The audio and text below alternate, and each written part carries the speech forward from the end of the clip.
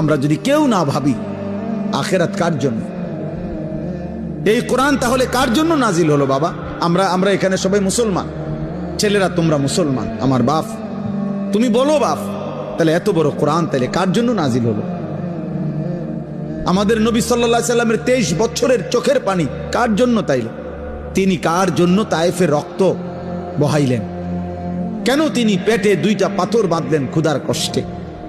উহুদের যুদ্ধে তিনি দান দান শহীদ করলেন কেন বাপ? সারা রাত দাঁড়িয়ে থেকে ফজরের আজান পর্যন্ত নবী কাঁদতেন, চোখের পানি ফেলতেন। আম্মা জান আয়েশা বলছেন হাত্তা তাওয়াররামাত কাদামাহু, নবীজির 2টা পা মুবারক ফুলে ফুলে যাইত,